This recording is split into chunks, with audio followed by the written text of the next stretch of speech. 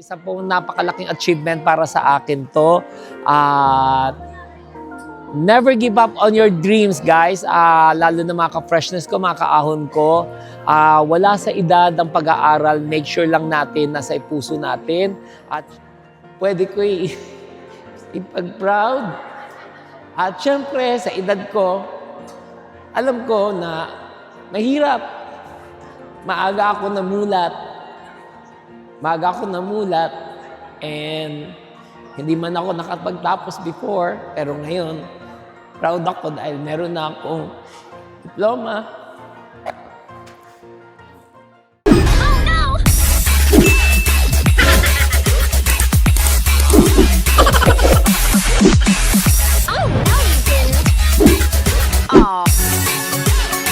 Subscribe!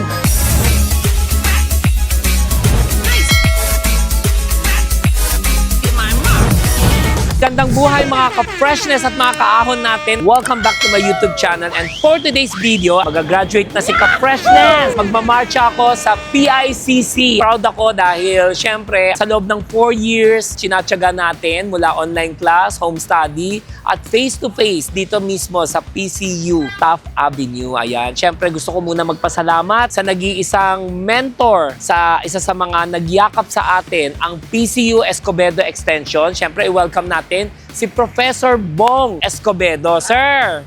Ay, Maraming salamat po dahil taos-puso po ako nagpapasalamat dahil sa dami natin nag-o-online. Minsan kapag nag-o-online si Sir Professor Bong po ang isa sa mga instructor natin at umaabot kami 60 plus attendees every night. Nakakatuwa dahil kahit online class talagang hindi kami pinababayaan ni Professor Bong kasi lahat ng module ibinibigay sa amin, itinatrain sa amin. Bago kami makapag-graduate, kailangan kompleto lahat. Kailangan pumasa kami sa exam ni Professor Bong. Maraming salamat po, sir. At binigyan nyo kami ng pagkakataon para i-entertain kahit over age. age doesn't matter sa school. Opo. Kasi ang gusto namin, graduate lahat, lalo na yung may mga pangarap pa. Even you're 50 years old, 60 years old, gusto mo pang umangat ang iyong kaalaman, especially sa education, you can go. You can come to our school, PCU Escobedo Extension. Yayakapin ko kayo at aayusin natin kung ano ang problema. Di mag-graduate ng college, pagka-graduate natin, then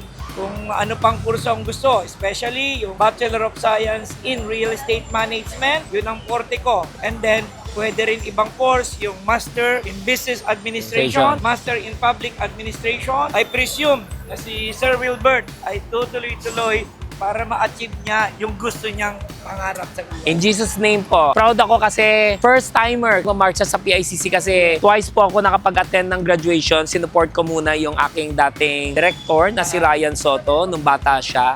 Graduate siya ng UST na major in tourism. At second na nagmarcha ay si Erlyn Nicole Budol, si Hipon Girl. Saksi ko sa kanya. At ngayon, ako naman mismo ang magmamarcha. Bachelor of Science in Office Administration. Okay na sa akin muna yun. Isang degree and then mag-enroll ako ng second degree and then magmamasteral ako. In Jesus' name, Professor Bong, tulungan nyo kami makatapos ang aming pangarap. Maraming salamat. At sisiguraduhin ko, ibabaon ko to mula sa aking puso. Tulungan din natin ang mga kabataan, lalo na po sa mga edukasyon po. Again, thank you very much. Thank for you po, believing Sir in Bong. me. Yes po. Thank you very much. Apo. You can go ahead, ha? Naku, proud ako magiging alma mater ko na ang PCU. Ayan, Philippine Christian University. Thank you so much and congratulations to all my batchmates and may God bless you all.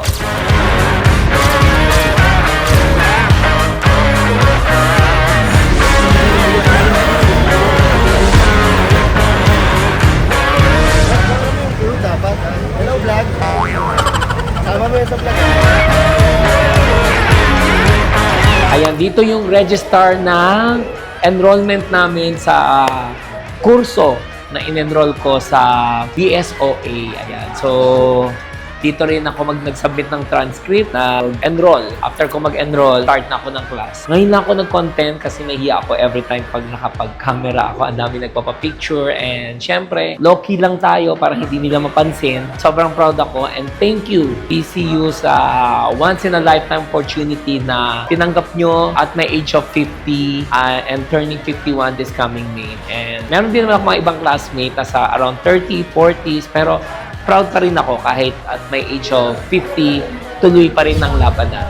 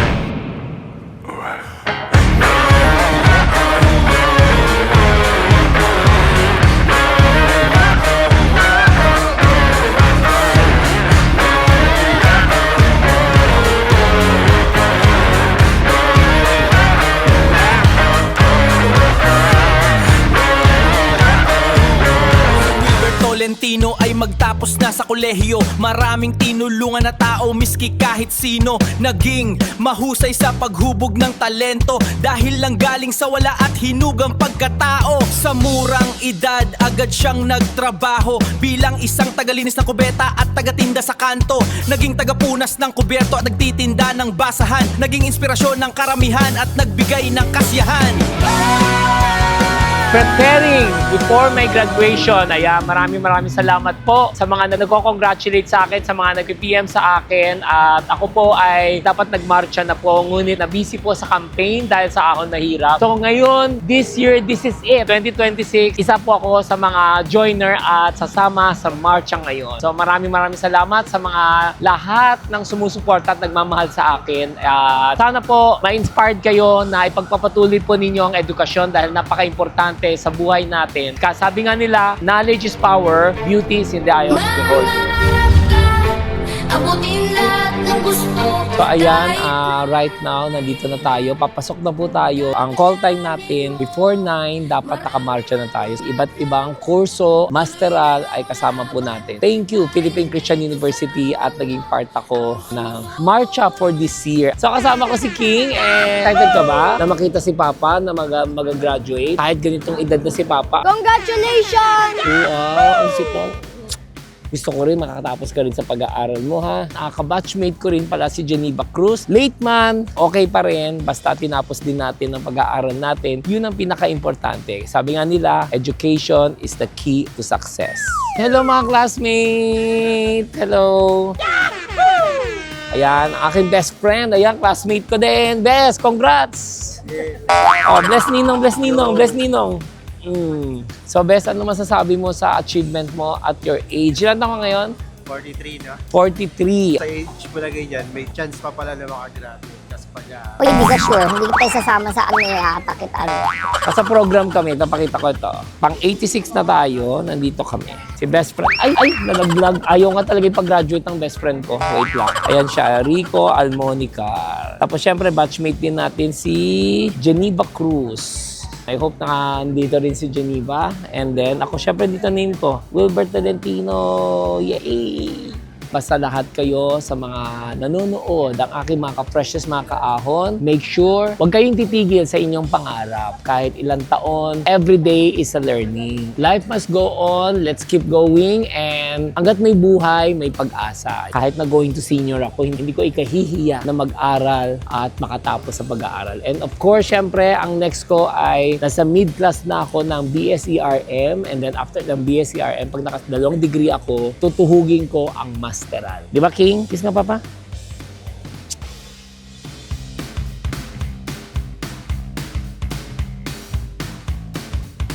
Sa sobrang hingal ko, I hope na ma-meet ko at makita ko ang batchmate ko, si Geneva Cruz, and of course, si Mima. Ang first Mima ko sa SOCMED industry influencer. Ayan, si Shaz Nalaparan ay kabatchmate ko sa BSOA.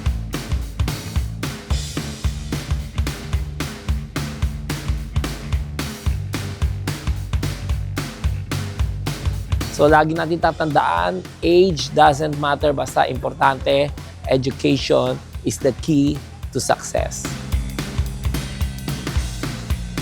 Ayan, kasama natin ang aking classmate sa online class. Nagkikita-kits kami. Congrats sa atin. Thank you. Congrats po. Professor, thank you po. Thank you po. Thank you po. Thank you po. Ay, ang daming pangarap. Kahit na ang buhay ay mahirap, pangarap mong kurso abot mo, disiplina ang susi sa dulo. Kay Wilbert Tolentino naging inspirasyon. Sa ating pagsisikap mayroong pagkakataon, sa ating pagsisikap mayroong pagkakataon. Hay, ang daming pangarap. Kahit na ang buhay ay mahirap, pangarap mong kurso abot mo, disiplina ang susi sa dulo. Kay Wilbert Tolentino naging inspirasyon. Sa ating pagsisikap mayroong pagkakataon, sa ating pagsisikap mayroong pagkakataon. Sika freshness ay magtatapos na sa kolehiyo, bit-bit ang pangarap at mga inaral na binuo. Wilbert Tolentino ay magtatapos na sa kanyang kurso, hindi ito ang pagtatapos ng kanyang yugto, subalit magiging parte ito ng kanyang kwento. Kahit nakamulatan na maaga sa kahirapan ng buhay, si Ka-Freshness Wilbert Tolentino, ninanais niya pa rin makapagtapos ng kolehiyo dahil ang diploma ay isang kalasag upang ipagpatuloy ang pangarap na magkaroon ng sertipiko na patunay na magkaroon ng propesyon sa buhay, na kung saan magagamit upang makipagsapalaran upang pagyabungin ang kaalaman at karunungan sa ating katauhan. Hindi basihan ng edad o estado man sa palad ang pangarap na magkaroon ng degree sa kolehiyo. Ninanais din na mainspirahan ni Ka-Freshness ang lahat ng kabataan o may edad man na pilitin unahin na makapagtapos ng pag-aaral dahil ito ang susi upang maihaw ng sarili sa kahirapan ng buhay. Ay, ang daming pangarap. Kahit na ang buhay ay mahirap, pangarap mong kurso abot mo, disiplina ang susi sa dulo. Kay Wilbert Tolentino naging inspirasyon. Sa ating pagsisikap mayroong pagkakataon, sa ating pagsisikap mayroong pagkakataon.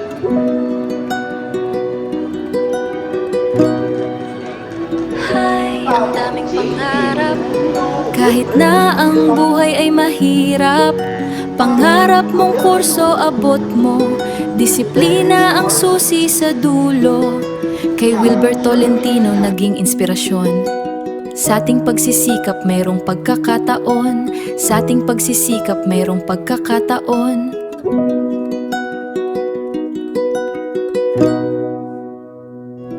Hay, ang daming pangarap. Kahit na ang buhay ay mahirap, pangarap mong kurso abot mo, disiplina ang susi sa dulo. Kay Wilbert Tolentino naging inspirasyon. Sa ating pagsisikap mayroong pagkakataon, sa ating pagsisikap mayroong pagkakataon.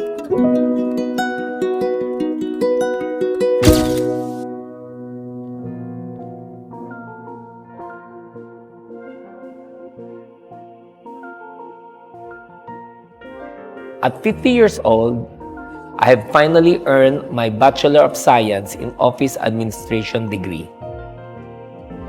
You might wonder why it took me this long to finish college. The truth is, I come from a broken family, and at just 14 years old, I had to work to survive. I started as a printing press helper and cleaner. Life was never easy, but I refused to give up. I worked as an all-around employee in a small community grocery store. With nothing but courage and determination, I took a risk at 18 and started my own business.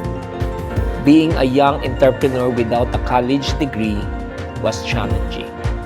I had limited funds, struggled with operational expenses like payroll and rent, and at the same time provided for my months-old daughter. Those responsibilities did not break me. they fueled me to work even harder. I made the promise to take care of the people who trusted me, my employees. Through the years, they become more than my staff. They become my business partners, my travel companions, and my family. For almost 3 decades, we have stood side by side. I never discriminated against them. What I ate, they ate. What I earned, we celebrated together. Like me, many of them did not have diplomas. We do not have prestigious titles. What we had was diligence, loyalty, and unshakable commitment to become financially stable and build better lives. Today, every blessing we enjoy is a fruit of our hard work and faith. I am grateful not only for the success, but for the family I found along the way. Now that I have reached my golden years, I have checked almost everything off my bucket list. But one dream remained: to earn my diploma and wear my toga. And now, I finally have. I firmly believe that age is never a hindrance to learning. It is never too late to finish what you started.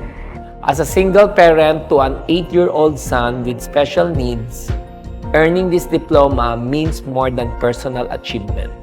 It means setting an example.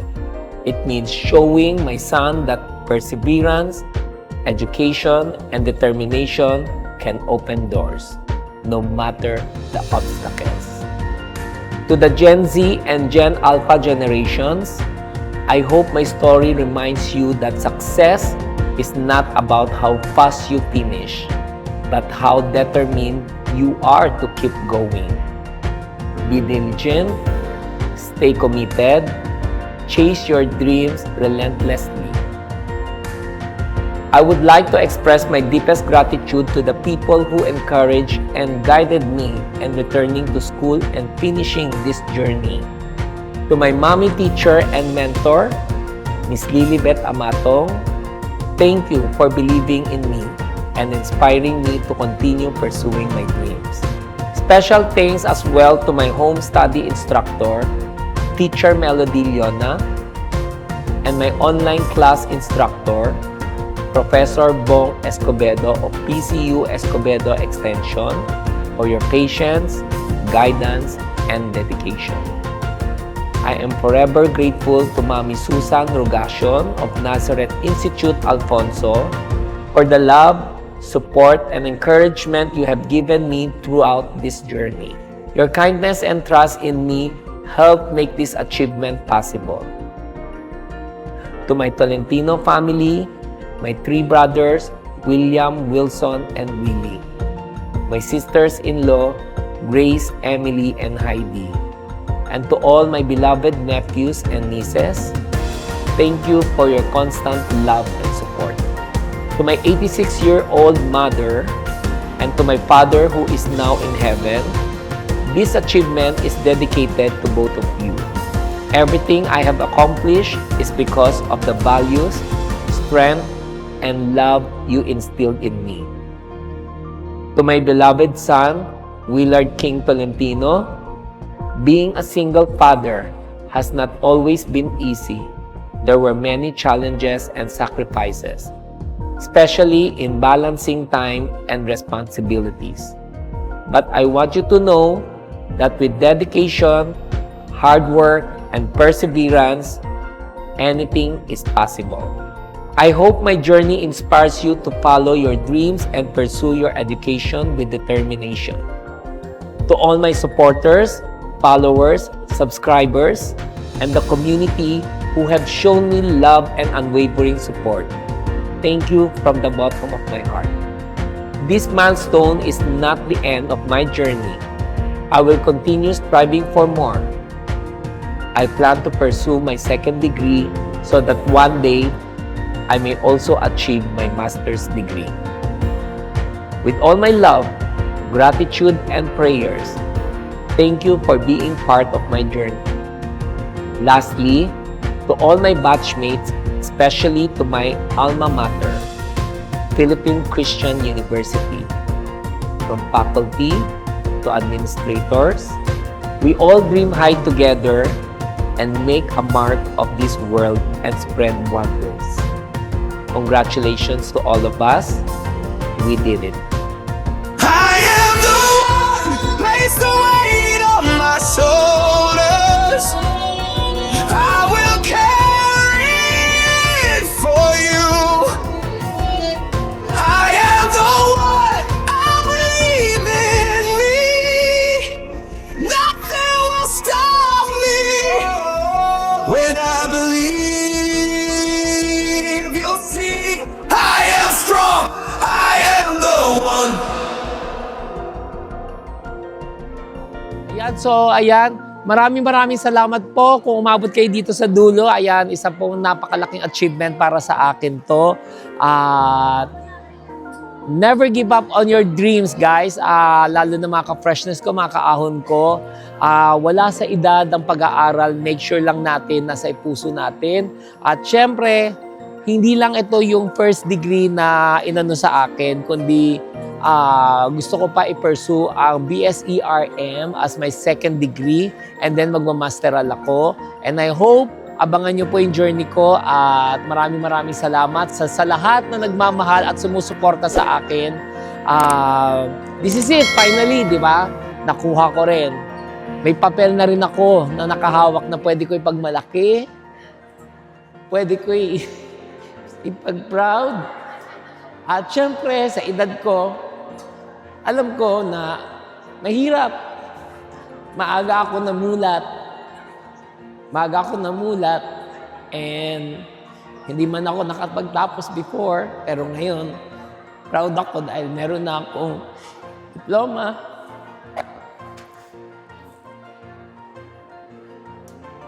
Hindi to gawa sa rektor. Maraming salamat at kung nagustuhan niyo itong video nito, bigyan niyo ako isang bagsak na like, share, and subscribe. And click the notification bell para updated kayo sa YouTube channel ko. And may God bless you. And don't forget, isubscribe niyo rin ang aking mga angels. Ito po. Thank you.